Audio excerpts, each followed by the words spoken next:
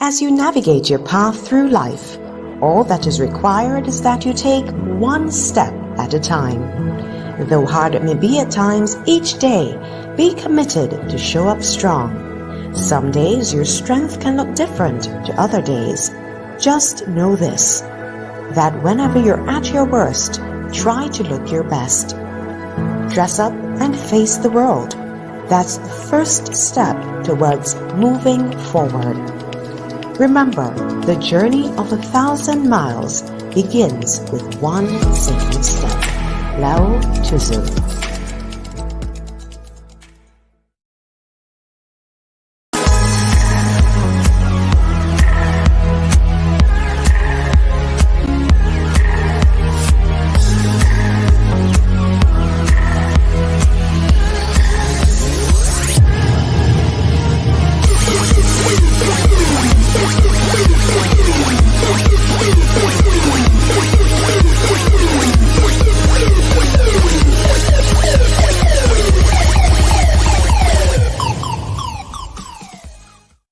Welcome to another edition of the One Step podcast.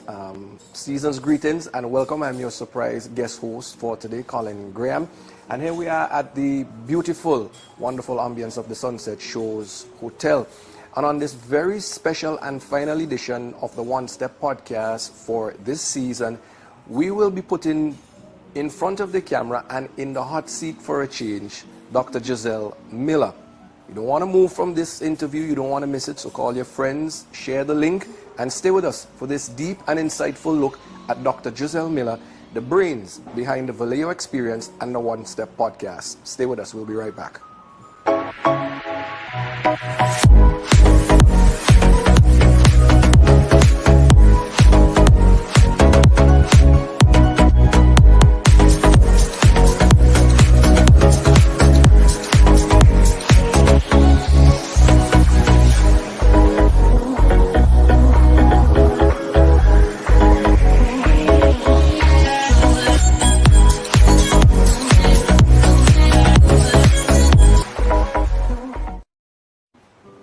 Welcome back to the One Step podcast, and as promised, our final episode for the year.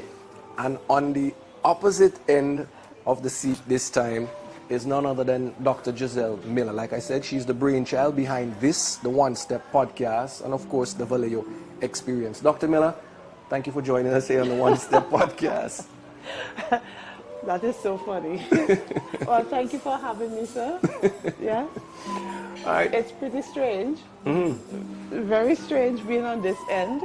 Now you know how it felt when I was a guest on the program. Yes. All right. Well, Doc, let's jump straight into it. We are in the season, and of course, this is the final episode of the One Step podcast. What made you decide that for the final episode for the season that you were willing to come and be a guest on the program? I think it's very important for persons to understand the why. I usually say to persons, whenever you're doing anything, you first have to know the why and then you express that. And I didn't want it to be a case where persons thought it was just about, sometimes in our own Vincentian parlance, hear people's story now. I wanted to say that I too have a story. I have been through stuff, and I often say to persons that I don't look like what I've endured. And it is understanding what the process is and how can you navigate one thing to the next and keep moving. And that is why, the whole essence of One Step is about understanding even when it's hard, you don't stop, you keep going. And for this last one, being that we want to wrap up the season, I just wanted to find a way to pull it all together as we look forward to what is going to happen next year. All right. You just barely scratched the surface as to the reason why you wanted to come with the One Step podcast. But what was the driving force? Why were you so determined to create this platform separate from the Vallejo Experience that you've had already out there? So for persons who know the Vallejo Experience, it's a psychological consultancy company where we offer psychotherapy, which is a counseling aspect, as well as we do seminars, trainings, and stuff like that. Having been a psychologist for many years, I wouldn't say. Let's you begin to calculate. For many years, what happened is that I realized over and over the stories that I constantly hear would have shown where persons felt stuck in their lives for different reasons. And part of what I do, not just as a psychologist, but as a life coach, is to try now to get persons to understand what resources they do have, change their perspective, and to figure out how to keep moving. So the One Step podcast, really, I wanted to highlight that we all go through stuff. We all have our past, we all have things that we might consider to be mistakes or errors, but how do you get up from there? How do you get up from a diagnosis of a terminal illness? How do you move from unemployment? How do you move from debt? How do you move from a divorce? How do you move from, whatever that difficult aspect was? And understanding that even as you have experienced it, it is not for us only. It is for us to share so that other persons can be so equipped to know how to do it. Right. You've had some pretty interesting guests on the program with some very deep and moving and insightful stories. How different is your story? If you were to sum it up, right, in maybe just one word, and we're going to dive into that, but if you were to sum it up in one word, what would your story be? Oh, one word. The hard questions are coming. One word for my story.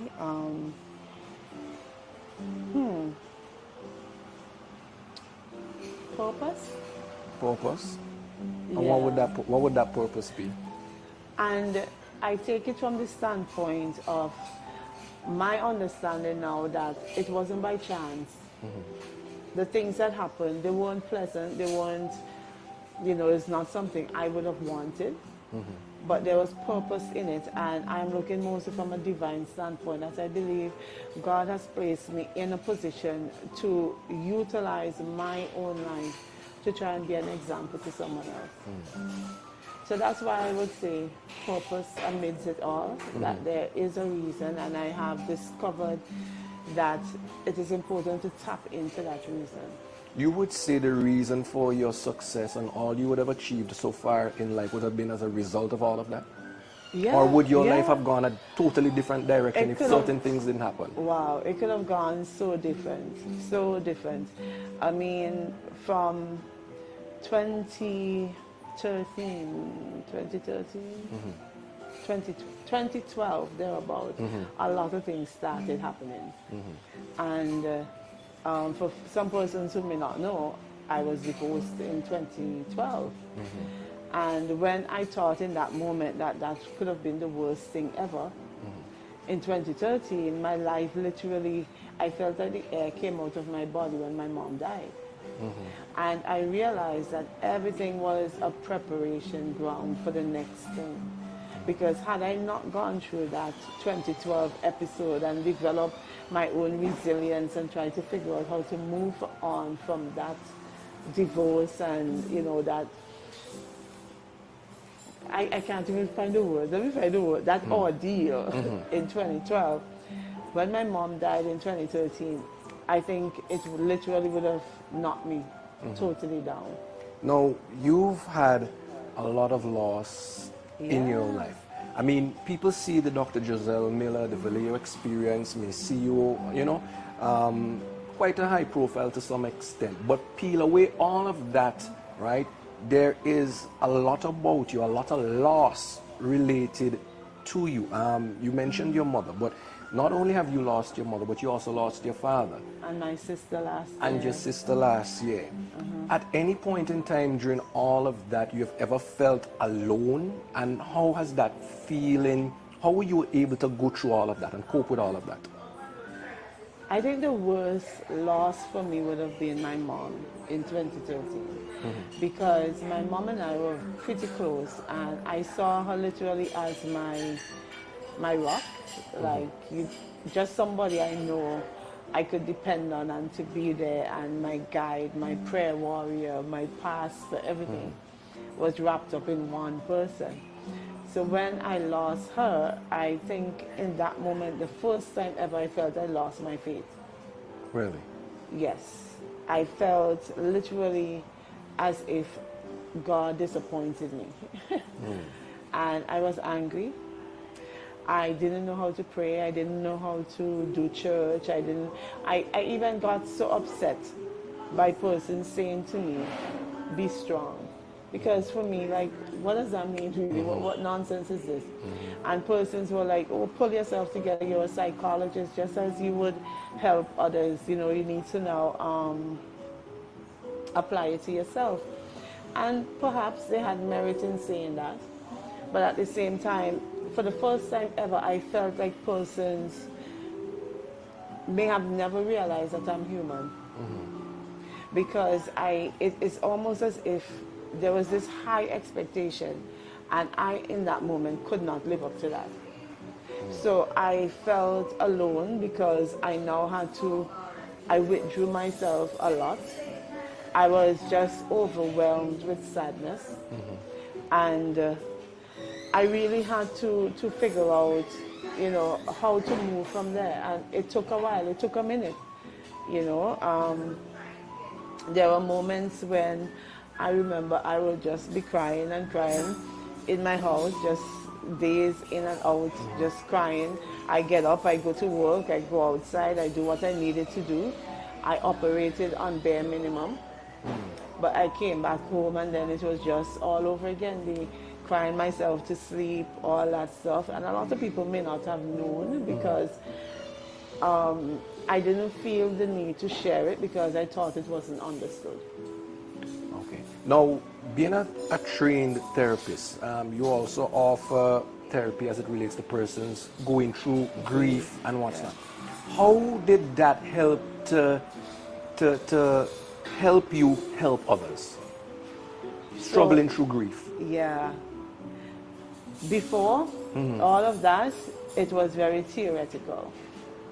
It was, these are the stages of grief, it's a process, you know, whatever. We knew this. But in having experienced it for myself, the empathy was different. So now I was able to actually touch base with what somebody else was feeling and appreciate their pain, appreciate their loss for what it was. And there was no pressure to say, oh, let's do this or let's do that. It is sometimes you just have to allow persons to get it out their system, you know. And I discovered that support means so many different things, or it looked different. So support no longer was the, hey Colin, let's do this. Come. Support was just sitting quietly. And that made a total difference. Support was finding the other practical ways that you could actually help someone to say, hey, let me drop this off for you, let me do this, da da da da. Even without them, they having to ask about it. Support was a prayer. Like sometimes persons just called and said nothing else. I'm just calling to say a prayer. Or they sent a scripture. No other words, no other trying to just being there. You know, I think that is what resonated for me. And even as I help persons with their own process, sometimes it's good to cry with people. Because then they realize that you are there with them. It's not just somebody being an outsider trying to pretend. But now when you walk in someone else's shoe and you actually feel their pain, it is different for you in terms of how you help them to navigate it. Right. Let me ask you this. Can someone ever be prepared for death? And I ask this question because, again, we go back and were you prepared for your mother's death? Can you remember what it was like, that moment that it hit you, it struck you, she's gone and she's no longer coming back? Take us back to that moment. What was that exact moment like for you? I think before I even go there, one of the things I will say is that I was forever hopeful.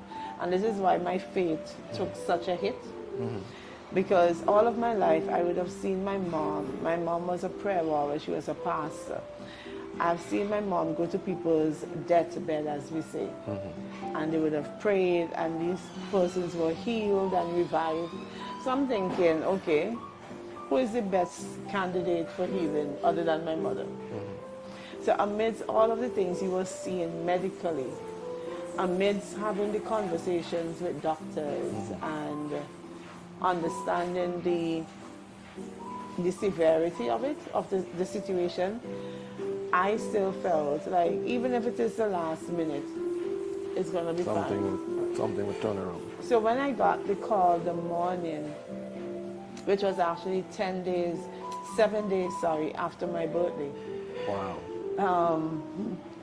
I was like, my dad called to say, come to the house, because I wasn't living at home. And when I got there and they said, she's gone, like, literally I felt, you have ever been in a situation where you fell, like when they say like something just hit you in your gut and like the air came out of your body? I felt like that.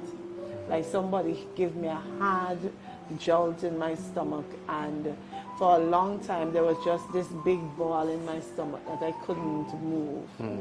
So even as I went in and I saw my mom on the bed, and I just broke, because this could not be real. I think when it all cemented for me was at her funeral, and this was where a level of peace came over me as well, because the funeral was such that it was almost as if anybody who knew my mom and came to that funeral, I'm saying no joke, it was literally as if heaven opened up and welcomed her home. And that experience was so refreshing. It was a time of worship, which I knew she loved, and at that moment I accepted. I let go, and I understood that God had better plans for her. And that transition right there gave me a peace. It still hurts. There are days I want to talk to her. I try sometimes, and I get scared that sometimes I'm not remembering her voice. And those moments make me very sad. But I keep pressing, because at the end of it all, what she planted in me as a mother, I am living it. And I know she would be proud if she was here. All right. At that point, we will take a break here, and we'll come back and we will dive in even more to some more of Jozelle's loss. But despite the losses in her life, she continues to propel herself forward in so many different ways, and an inspiration to others. We will jump into her book and so much more when we come back after this. Attention all business owners. Are you tired of ineffective marketing strategies? Look no further. CG Productions is here to revolutionize your marketing game. We offer quality flyers, promotional videos, audio production, and other marketing materials that will set you apart from the competition. Say goodbye to mediocre marketing and hello to stunning, professional materials that will capture your audience's attention. Visit us online today at CG Productions to see what we can do for your business. Quality marketing materials, guaranteed. CG Productions, your marketing solution. Welcome back to the One Step Podcast. I'm your special guest host today, Colin Graham, and with me, as our guest today, our special guest is none other than Dr. Jozelle Miller. We've been talking about Dr. Miller's loss so far and touching on the loss of her mother. She has another powerful book. This is her second publication. This one is entitled Unstuck, Creating Your Bounce Back Effect. If you haven't got a copy of this as yet, I encourage you to get a copy of it, because not only is it very revealing, it is also very inspirational. Doc, let's talk about this book a second, because there's quite a bit of revelations in this book too as well, unlike anything that we've seen or heard from you in the past. Why you felt the need to reveal as much as you did in this second publication? I think I want persons to see their humanity, the human side of it, being that sometimes we see people write books and we read it and there's a disconnect. Even though there are things that are familiar, you still feel as if, who is this person behind the pen? I wanted persons to understand that even as I am making suggestions towards what can you do to bounce back, these are things that I have tried. These are places that I have been. These are situations that I too have dealt with. So it's not just to be this abstract thing, but it is to understand, if I have done it, I believe you can do it too. And yeah, so I placed it all. So if we were to pick maybe just two very personal ones. You talked about your divorce. It's the first time I think you've put it pretty much in writing about your divorce. What is the lesson would you say that you would have learned from your divorce, hence the reason why you would put it in the book to be an encouragement and an inspiration for others? I think it's important for us to understand that a marriage in itself, there are two entities.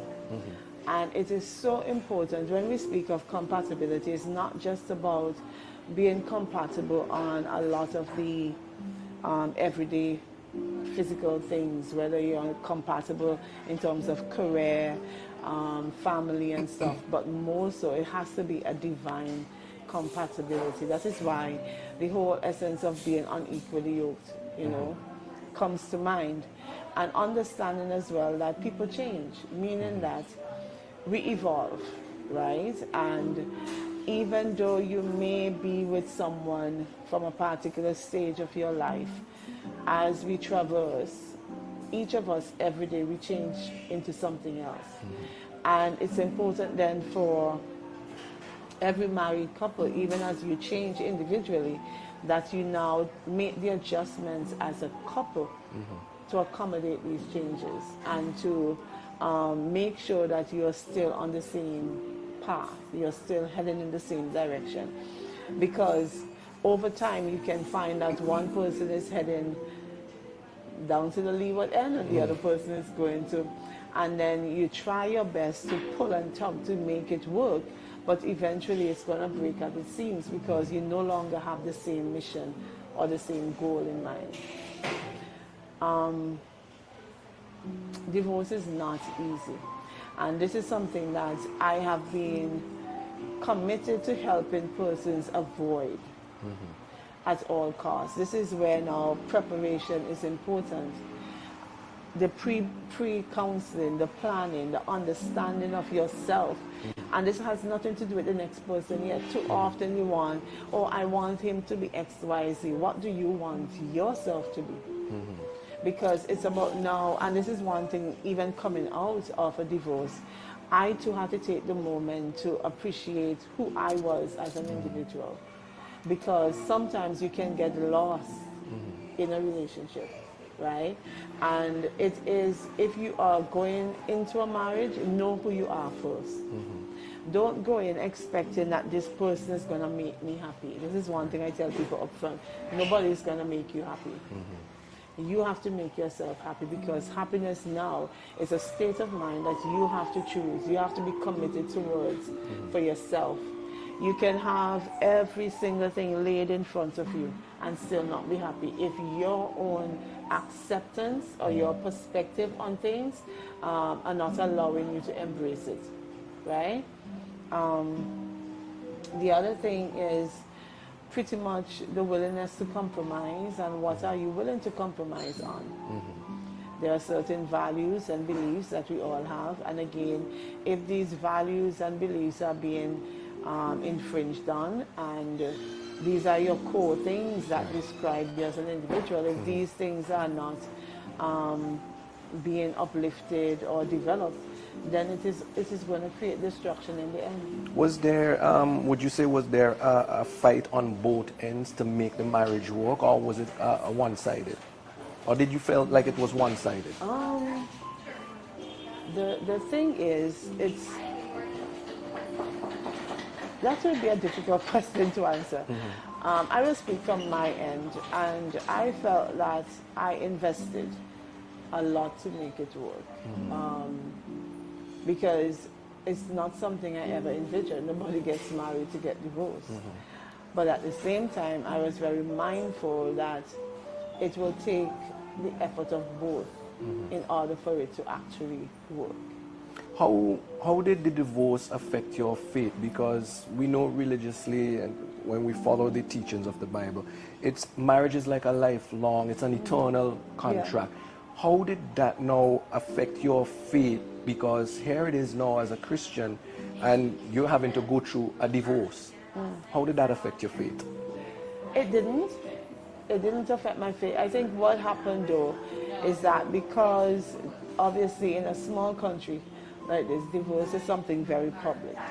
And one of the things I was always mindful of is how this will reflect more so on my mom being a pastor. I took myself out of the equation. I just wanted to make sure that what I am going through was not going to tarnish her reputation as a pastor in any way, so that persons will now be pointing fingers to say, well, oh, well, you know, pastor daughter, you know. And once I would have spoken with my parents and they understood exactly what was going on, I was good. I was good after that, because now the persons I was most concerned about letting down or affecting, when they offered the support in understanding what was happening, I was fine.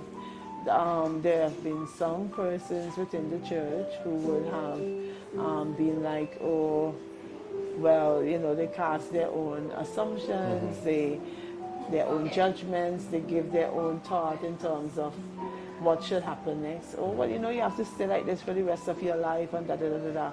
And there are grounds in the Bible for divorce.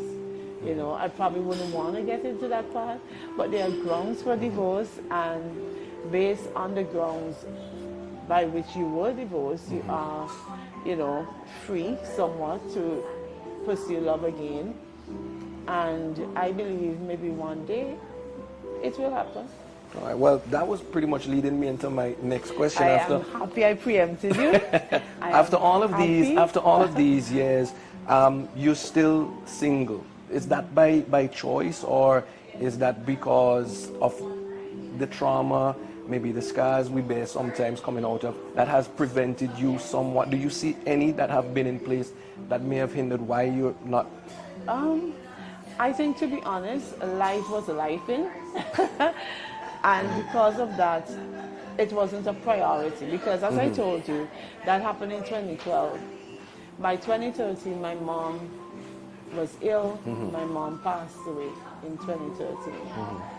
Following that, I am in grief, you know, both for the divorce, my marriage, as well as my mom. So for that period of time, it was not a focus, honestly. It was me trying to get back on my feet, trying to emotionally heal, and, you know, pretty much be in a better position for myself, right?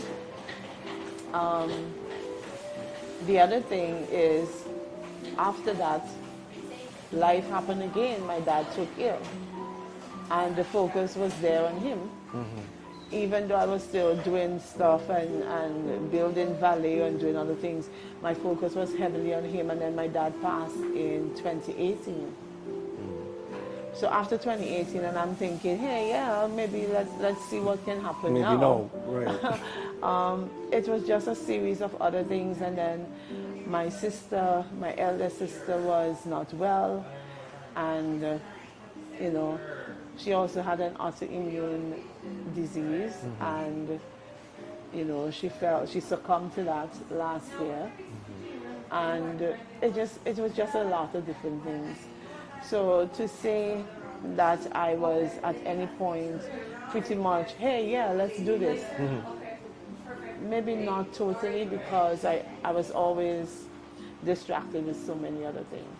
How, it seemed like you've had to bear so much. I mean, persons looking at this interview might be wondering, wow, how has she ever been able to cope with all of this and manage all of this? It has to be hard. How do you still wake up every day and do what you do so effortlessly? had it not been for the mercies of God, trust me, I will not have been here. I have learned very early from a child to pray and to trust God, and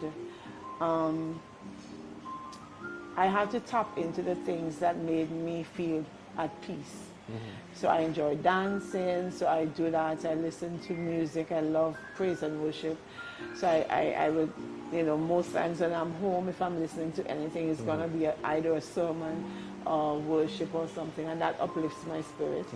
But more so, what I have found helpful over the years, when you invest in helping others, you heal yourself. So even as I listen to others on a day-to-day basis, and yes, sometimes it's overwhelming. Yes, sometimes I feel like literally I am saturated. But in that moment, when you allow self to step aside and you focus in on, hey, there is this child, there is this person going through whatever, and it heals me. It makes me feel fulfilled, and that level of contentment is what brings the peace. And I'm a fun-loving person.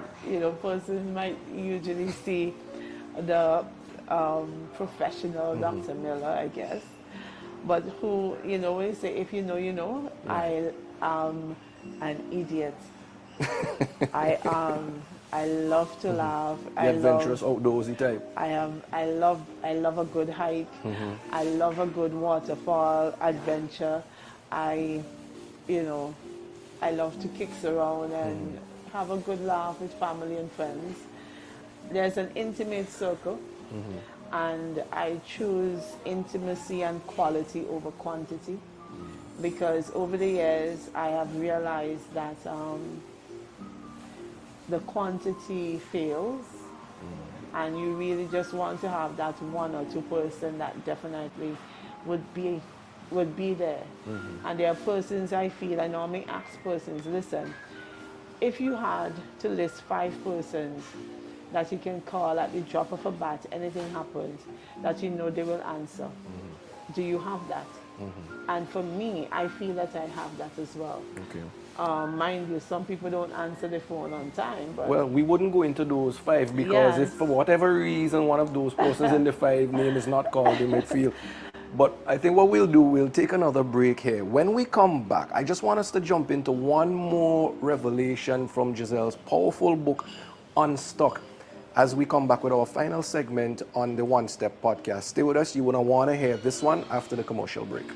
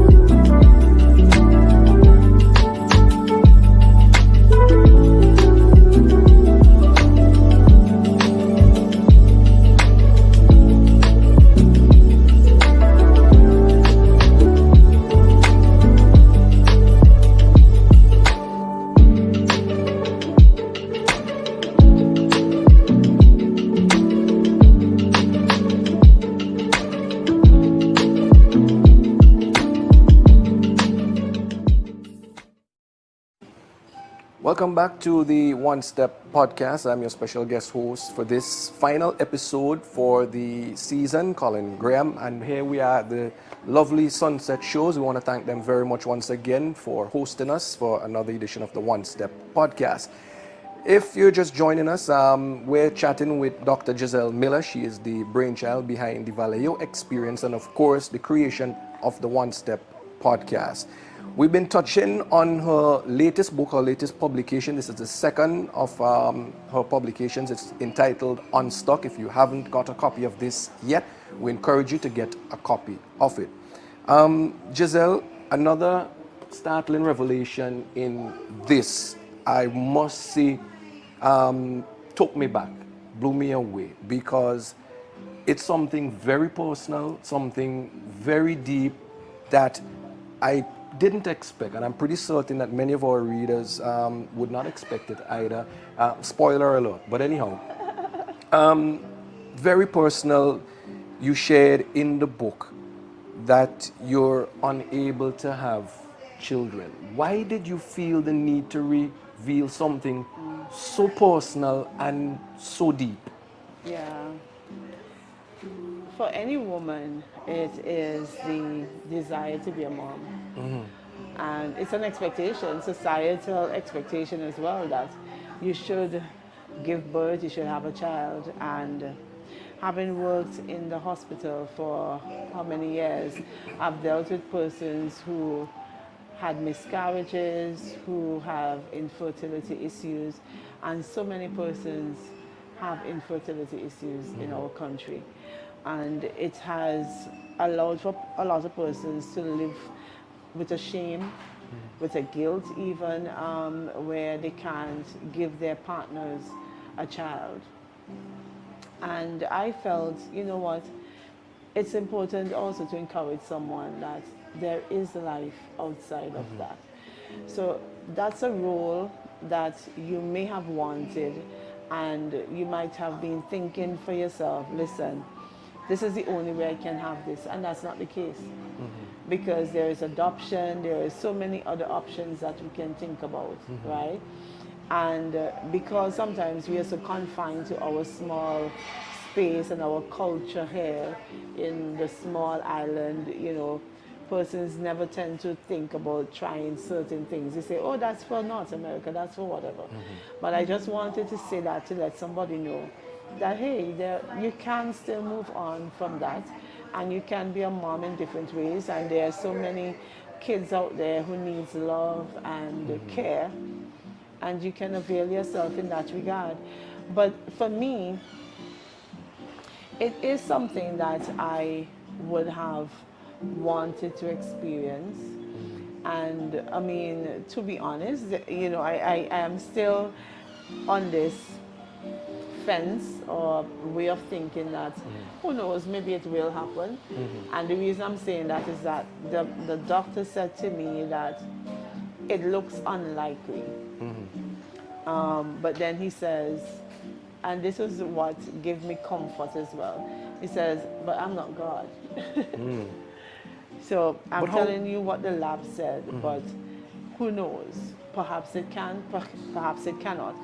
But based on what the labs are showing, it's unlikely that it will happen. How did you find out, and what was your initial reaction when you found out that this may be the case? You know, it was nestled in the divorce process. So during the whole decline of my marriage, I began becoming ill with different things. And I thought it was just that my body was so much under stress that it was breaking. And this was one of the things that happened, that I had to go and I did a surgery. And coming out of that is when I did some more tests, and then that was revealed. When I was told, because of the bigger picture of what was happening, that became like literally, it was just another thing in the big thing. So you never felt that maybe that might have been part of the reason? Which one? The fact that you're not able to have children. Did you at any time at all felt that might have been part of the reason for the... No, because that was not anything known at the time. Okay. It's not as if we were trying to have a child. Oh, okay. So it was not known. It was just discovered after. And it was discovered during the process. Wow, that had to be like a second punch to the gut. So it's like literally when you're down, and that's what I'm telling you, for the last, this is 11 years. The last 11 years of my life has been significantly hard. So from the process of divorce, hearing about the possibility of not being able to have a child, then my mom, then my dad, then my sister, and in between there have been some other things, some other acts of betrayal on different levels, with persons that I trusted.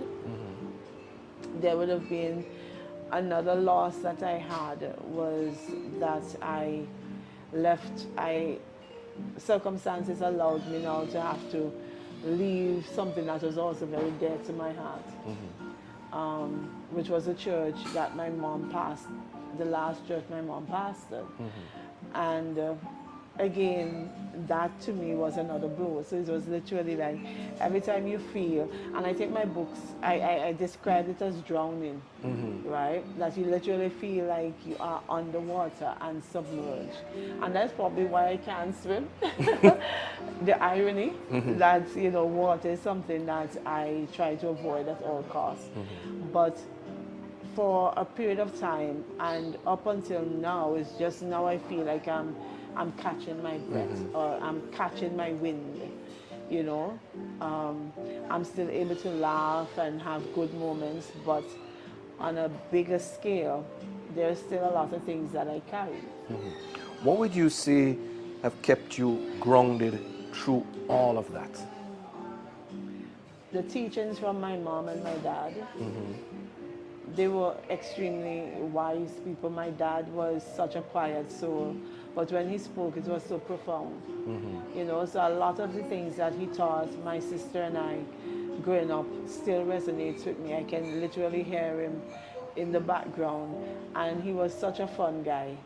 Always have some little quip, you know, some little thing to say or some gesture, some facial expression. I guess that's why I'm so animated sometimes. I get that from him. And my mom's faith and her solid belief in the word, all of that I think has kept me grounded. My sisters, like I have my sister here, you know, I said to her, we are the only ones left because she's the one that was between my mom and my dad.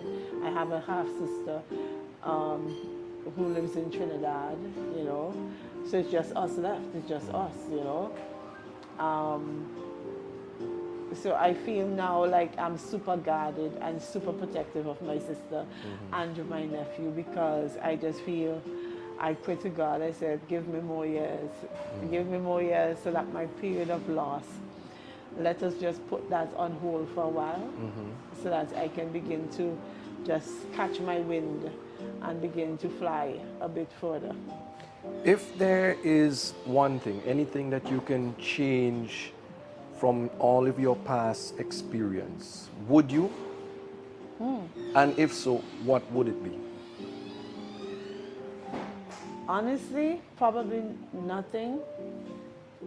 But at the same time, I probably would want more time with my parents. That may be the only thing. But in terms of the divorce, even the infertility, that may be an issue. All of the things I've gone through, I wouldn't change it. Because I think, as again, I believe in purpose, and that has been my watchword from 2012 until now. Everything has a reason. If God has allowed it, He allowed it for a reason. And I have to trust the process of what He's doing. I feel literally like I am on the in the potter's hand, and that's one thing we say as Christians, make me and mold me. In order to be molded, sometimes you have to take off piece and throw it away. You have to really reprocess it, you have to shape it, it's not easy, it's painful, it's unpleasant, it's uncomfortable, but it's just something that has to happen. And I just love to see people grow. And if my testimony and my life can help to be a motivation to someone else, then more power to that. Wow. Well, you truly are an inspiration and continue to be an inspiration. And if you don't believe me, have a read of Dr. Jozelle Miller's book entitled Unstuck. I won't give you any more spoilers, get it for yourself, but what I do like and what I do appreciate is how you incorporate your faith and your beliefs and your spirituality and the verses in the scriptures to help persons go through their own personal challenges to become unstuck. As we wrap up here on this final episode of the One Step Podcast, I'm going to do to you now what you do to all your guests. Look into the camera and speak to our guests and to our listeners on the podcast, and leave with them some parting wisdom as to how they can become unstuck in the day-to-day challenges that they face in life. Well, let me first say season's greetings and Merry Christmas to everyone, because we may not have this opportunity again. And I want to also say that I am so proud of every guest that we will have had for this year, and just encourage you to be the best and to be excellent in whatever you are doing. To become unstuck, first and foremost, you have to be willing to be vulnerable. You have to be willing to appreciate the path that you're on and the reason why. Figure out the purpose for which you are there. Every single thing is about lessons being learned. And for those lessons we haven't learned, we are going to have that test again and again. So if you feel that there's a constant repetition, then being the common denominator, you have to now look within yourself to figure out what are you doing to enable all of these things to constantly keep happening. And even if it keeps repeating itself, it may be that you are just being strengthened by the process. So you have to learn what it is to endure and figure out those coping mechanisms that work best for you. We all have a coping toolkit. Whether it's people we can lean on, whether there are things that you can do, get out the house, don't isolate yourself. Try as best as possible to be out and get around people that will help to uplift you and encourage you. There are moments when we need to have a good cry. I know this, and if you need to have a good cry, have a good cry. But don't stay there. Always wipe those tears, pick yourself up, put a smile on your face, and keep pushing. Every day is not going to be the same. There are going to be some harder than others, but one step in front of the next, that's all it takes. And even as you make that step, you'll find that there are others on the same journey that you are on, and we all just need to band together and be loving, kind, and supportive to each other. So that's it. All right. And that brings us to the end of another edition of the One Step Podcast. I was your special guest host today, Colin Graham, and in the hot seat, none other than Dr. Jozelle Miller.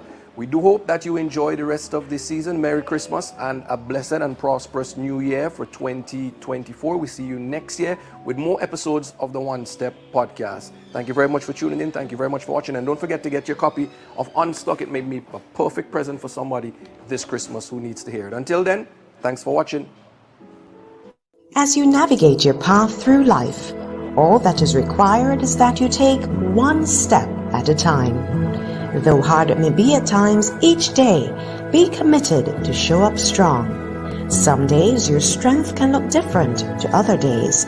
Just know this, that whenever you're at your worst, try to look your best. Dress up and face the world. That's the first step towards moving forward. Remember, the journey of 1,000 miles begins with one simple step. Lao Tzu.